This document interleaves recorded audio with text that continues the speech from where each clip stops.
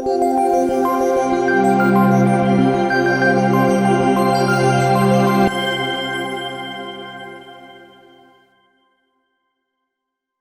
the greatest name of Allah, warm greetings to all dear friends. Welcome back to our channel, Peshcom Technical and Professional YouTube channel.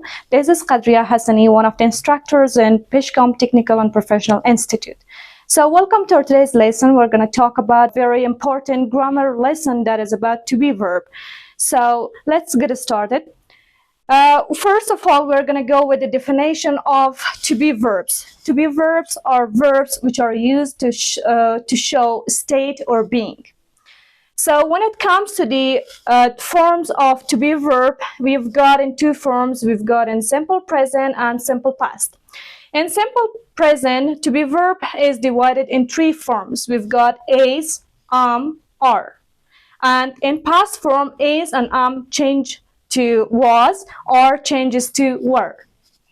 So previously we've already studied about subject pronouns. As everybody knows, we've got 7 subject pronouns: I, you, we, they, he, she, it.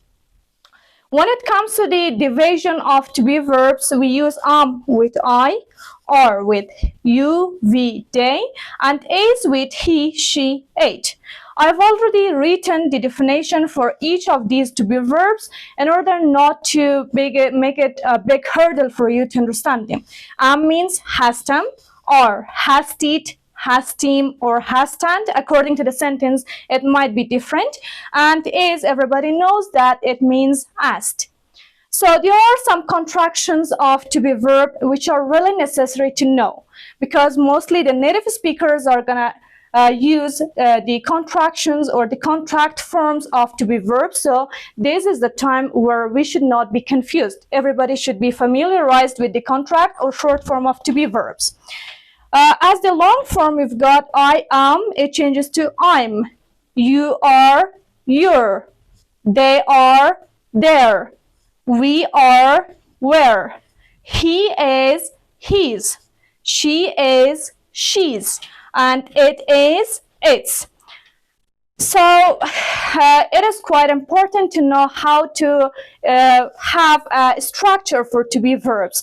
So for the beginners, it might be tough. So we have got 3 formulas or structures for to be verbs in order to create or in order to make a sentence for that. So first of all, for the affirmative statements, you have to have subject plus to be verb plus complement.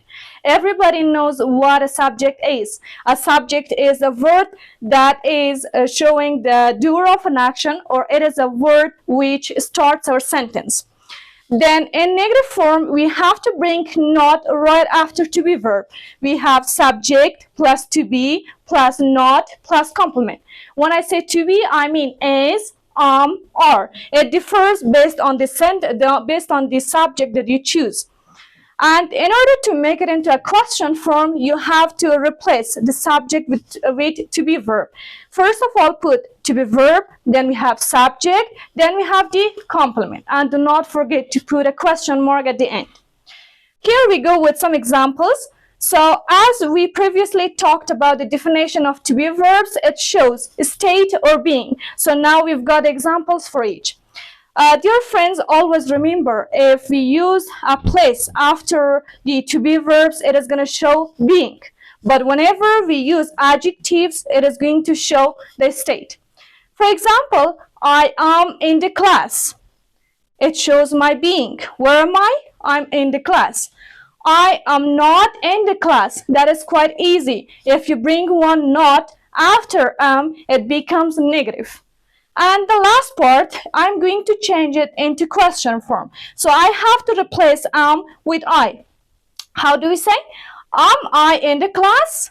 Am I in the class? Yes, I am. No, I'm not. So this sentence, as I told you, whenever we use the place after the to be verb, it shows being. Now, whenever we are using an adjective after to be verb, it can show the state. For example, she is glad. She is glad. She is the subject, is to be verb, Glad is adjective. Why did we use is in here? Because we have she. She is considered to be a third singular person. Then in order to make it negative, we've got she is not glad. She is not glad. And the last one, to form a question form, we have got the we have to change the place of to be verb with the subject. Is she glad? Is she glad? Yes, she is. No, she isn't. So thank you all. I hope you learned something useful.